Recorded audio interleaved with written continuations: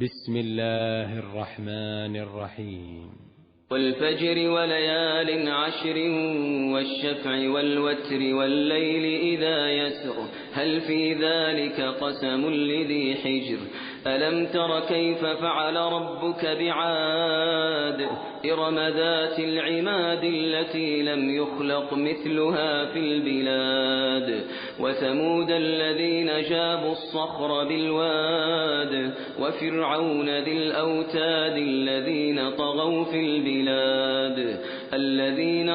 في البلاد فأكثروا فيها الفساد فصب عليهم ربك سوط عذاب إن ربك لبالمرصاد فأما الإنسان إذا ما ابتلاه ربه فأكرمه ونعمه فيقول ربي أكرمن وأما إذا ما ابتلاه فقدر عليه رزقه فيقول ربي أهانن كلا بل لا تكرمون اليتيم ولا تحاضون على طعام المسكين وتأكلون التراث أكلا لما وتحبون المال حبا جما كلا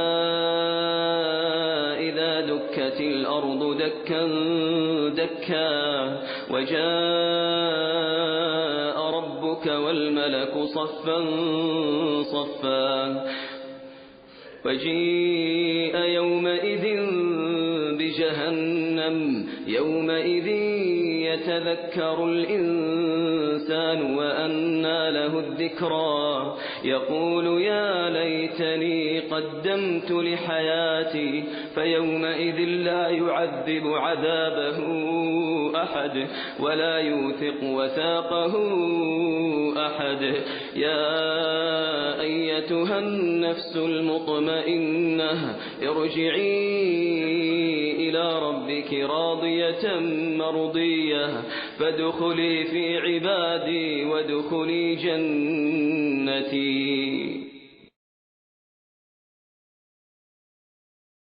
اعوذ بالله من الشیطان الرجیم. بسم الله الرحمن الرحیم. فاما الانسان اذا ما ابتلاه ربه فاکرمه و نعمه فیقول ربی اکرمن و اما اذا ما ابتلاه فقدر علیه رزقه فیقول ربی اهانن کلا بل لا تکرمون الیتیم ولا تحاضون على طعام المسکین و تأکلون التراث اکلا لما و تحبون المال حبا جما. سوره مبارکی که علم بالغلبه او الفجر است و در مکه نازل شد، بعد از چند سوگندی که به عظمت این سوگند اشاره کرد فرمود هل فی ذلک قسم لذی حجر، بخشی از آثار تاجانگران گذشته را که در تورات و انجیل جریان اونها مفصل آمده بود و اهل کتاب آشنا بودند و به مشرکان حجاز گزارش داده بودند و قصه عاد و ثمود و فرعون برای همه روشن بود، او را بازگو کردند. بعد درباره انسان شناسی سخن گفتند.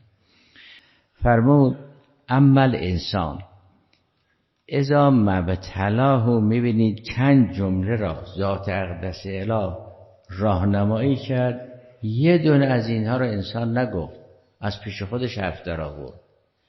فرمود و اما الانسان اذا ما ابتلاه، ما او را امتحان میکنیم، فاکرمه، این اکرمه از سنخ کرامت فرشته ها نیست که در سوره انبیا دارد فرشته ها عباد مکرمون لا یسبقونه بالقول و هم بامره یعملون، که همین کرامت فرشته ها را وجود مبارک امام هادی سلام الله علیه در زیارت جامع برای اهل بیت گفته دیگه. بل عباد مکرمون لا یسبقونه بالقول وهم بامره یعملون. اینا در حد ملائکه بلکه بالاتر.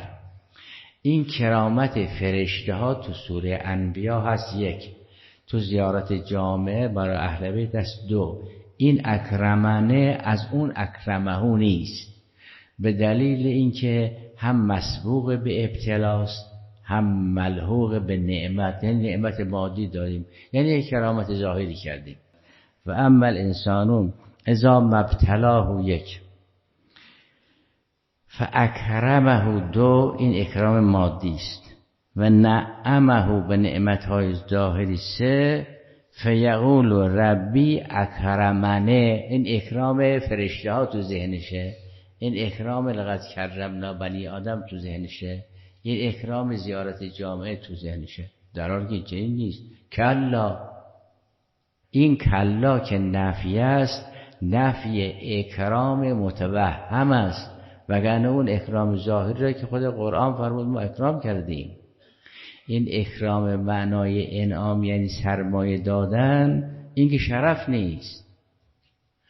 اونی که ما نگفتیم خودش خیال کرد گفت اکرمنه، ما این رو داریم نفی میکنیم. فها هنا امور خمسه: اول ابتلا، دوم اکرام مادی، سوم تنعیم، این انعام نشون میدهد که این اکرام مادی است، چهارم خیال و توهم این شخص خودپذیر خودپسند میاد اکرمنه، این اکرام فرشته خیال کرده، پنجم کلا، ما این رو گرامی نداشتیم، ما امتحان کردیم، به او مال دادیم، او خیال بکند ما او رو گرامی داشتیم. نخیر.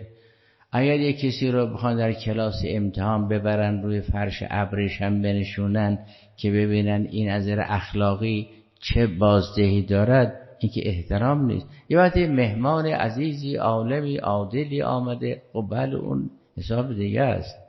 یه وقتی یک کسی رو میخوان امتحان بکنن، میخوان کار دستش بدن، میخوان مسائل مالی رو به او واگذار کنن، امتحان بکنن، او رو میبرن در یه اتاق ابریشمی. خب این باید بفهمه که این امتحان دیگه، امتحان که اکرام نیست. و اما اذا مبتلاه، از اون طرف،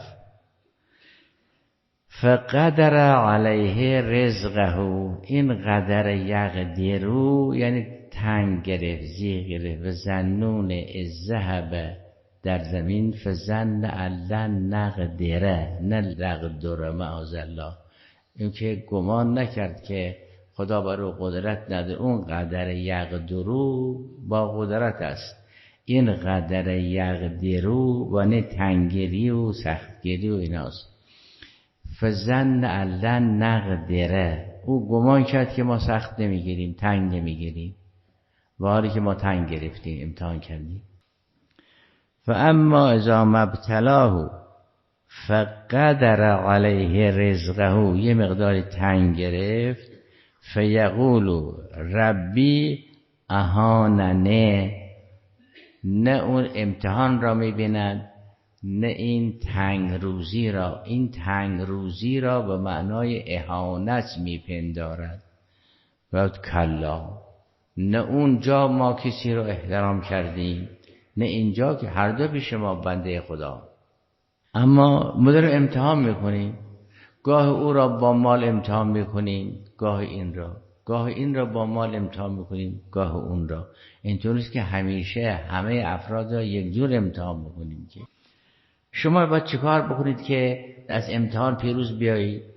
اولا مال یتیم را که اگر خدا نکرده کسی مصرف کرد، تو سوره مبارکه نساء دارد که ولیخشی الذین لو ترکوا من خلفهم ذریة ضعافا خافوا علیهم فلیتقوا الله. شما حواستون جمع باشه، اگر خدای نکرده به ایتام دیگران آسیب رسوندید، بعد از مرگ شما ایتام شما آسیب میبینن. این هست. دوم، اگر کسی خدای نکرده مال یتیم رو گفت چون سرپرست نداره خورد، این کسی است که لیأکنون فی بطونهم نارن و سلیصلون سعیرا، این داره آتش میخوره، مدام نمیفهمه، چون تخدیر شده است نمیفهمه. نه اینکه بعد از مرگ وارد آتش میشه، الان داره آتش میخوره. الذین یأکلون اموال الیتامی ظلما انما یأکلون فی بطونهم نارا، البته بعد از مرگ هم سیصلون سعیرا، اما الان دیگه ناره دیگه. منتها نمیفهمه تخدیر شده است. چطور انسانی که او رو در اتاق عمل تخدیر کردن، بی‌حس کردن، سیر کردن، پاش قطعه میکنن، رو خبر نداره. این هم دو آتش هست ولی خبر نداره.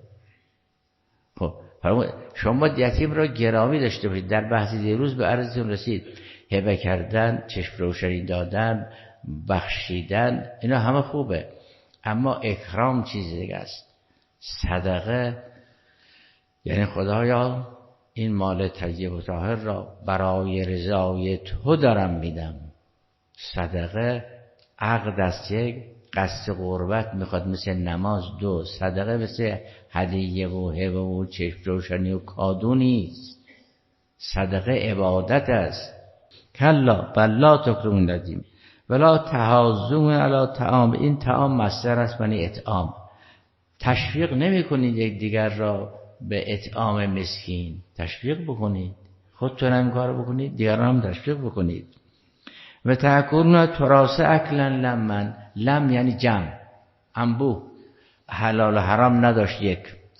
زنها را از ارث محروم میکردن دو. کودکان را از ارث محروم میکردن سه. میگفتن اینا دامدارن، رامدار، مشکل ما را حل نمیکنن.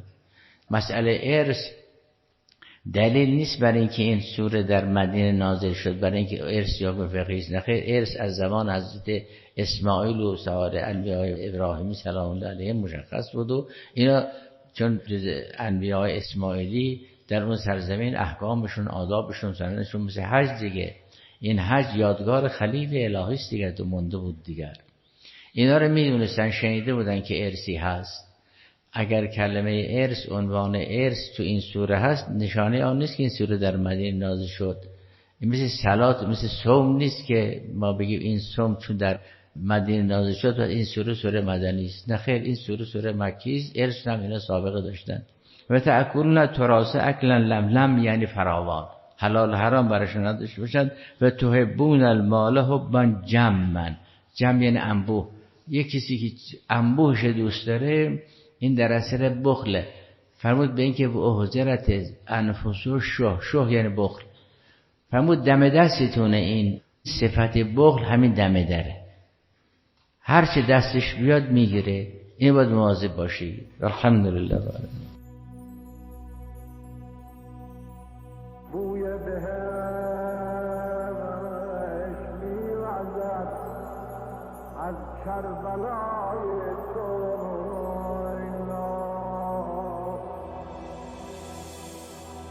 بوی بهش میوزد از کربلای تو.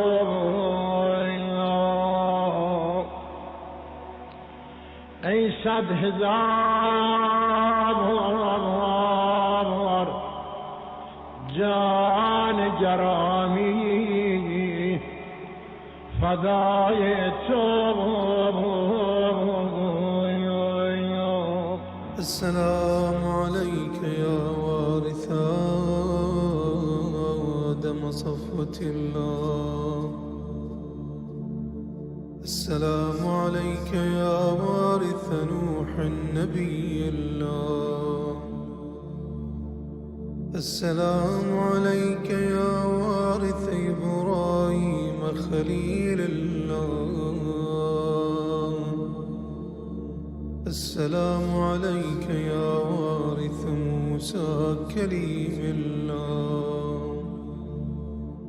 السلام عليك يا وارث عيسى روح الله.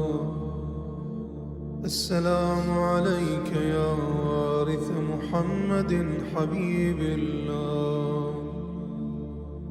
السلام عليك يا وارث أمير المؤمنين عليه السلام.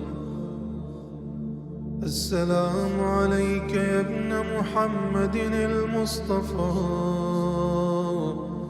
السلام عليك يا ابن علي المرتضى. السلام عليك يا ابن فاطمة الزهراء. السلام عليك يا ابن خديجة الكبرى. السلام عليك يا ثار الله وابن ثاره والوتر الموتور. أشهد أنك قد أقمت الصلاة وآتيت الزكاة وأمرت بالمعروف ونهيت عن المنكر وأطعت الله ورسوله حتى أتاك اليقين. فلعن الله أمة قتلتك ولعن الله أمة ظلمتك ولعن الله أمة سمعت بذلك فرضيت به. يا مولاي يا أبا عبد الله،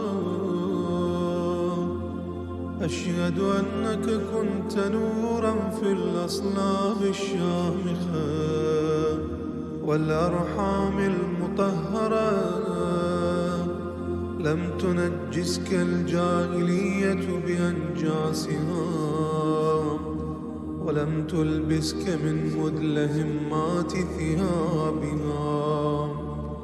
وأشهد أنك من دعائم الدين وأركان المؤمنين. وأشهد أنك الإمام البر التقي الرضي الزكي الهادي المهدي. وأشهد أن الأئمة من ولدك كلمة التقوى وأعلام الهدى والعروة الوثقى والحجة على أهل الدنيا. وأشهد الله وملائكته وأنبياءه ورسله أني بكم مؤمنون وبإيابكم موقن بشرائع ديني وخواتيم عملي، وقلبي لقلبكم سلم وأمري لأمركم متبع. صلوات الله عليكم وعلى أرواحكم وعلى أجسادكم وعلى أجسامكم وعلى شاهدكم وعلى غائبكم وعلى ظاهركم وعلى باطنكم. بأبي أنت وأمي يا ابن رسول الله. بأبي أنت وأمي يا أبا عبد الله. لقد عظمت الرزية وجلت المصيبة بك علينا وعلى جميع أهل السماوات والأرض. فلعن الله أمة أسرجت وألجمت وتهيأت لقتالك يا مولاي يا أبا عبد الله. قصدت حرمك وأتيت إلى مشهدك. أسأل الله بالشأن الذي لك عنده وبالمحل الذي لك لدي أن يصلي على محمد وآل محمد وأن يجعلني معكم في الدنيا والآخرة.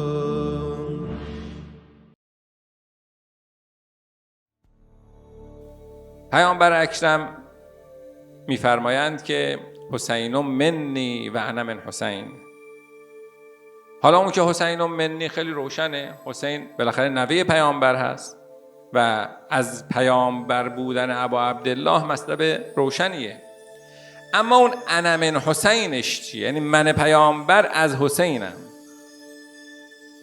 اون انا من حسینش نیاز به توضیح داره. یه نکته‌ای که هست اینه که نقشی که ائمه در احیاء دین اسلام داشتن. خب دین اسلام با توطئه‌هایی مواجه بود. کسانی اومدن مسلمان شدند و از سر توطئه مسلمان شدند. فرد شاخصیش که دیگه خیلی شهرت داره کعب الاحباره. کعب الاحبار لقبه، نه اینکه اسمش کعب الاحبار بوده، لقبش کعب الاحبار بوده. حبر به معنی عالم دینیه در یکی از ادیان.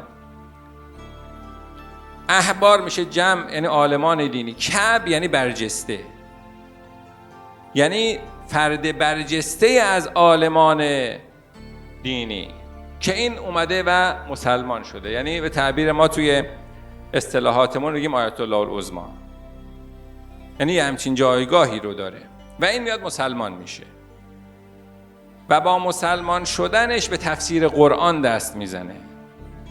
انحراف در دین اسلام تا اونجا رفت که زمان ابا عبدالله شما میبینید کسی که به عنوان جانشین پیغمبر بر تخت سلطنت نشسته، یزید ابن معاویه به عنوان جانشین پیغمبر نشسته، اما از هیچ فسق و فجوری اجتناب نمیکنه، از هیچ فسق و فجوری. خب چطور تو میخوای جانشین پیامبری هستی که پیامبر رحمت بود، اما این جانشینش اهل همه گونه فسق و فجور و جنایت و ظلمه؟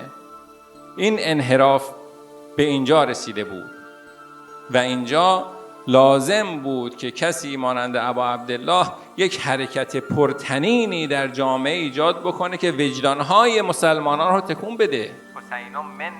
این که ابا عبدالله میبینیم از مدینه حرکت میکنه میاد مکه، از مکه میره به سمت کوفه و نهایتاً کربلا، در هر جا در هر منزلی سخنرانی میکنه، سر و صدا میکنه، افراد رو دعوت میکنه، به همه اعلام میکنه برای اینکه هر چه این حرکت رو پرتنین تر بکنه، امواج این شهادت رو به همه جا برسونه، جامعه رو تکون بده که کسی که سید شباب اهل الجنه هست به تعبیر پیامبر اکرم، این با این غربت و با این مظلومیت در صحرای کربلا به شهادت برسه، خب مردم تکون میخورن.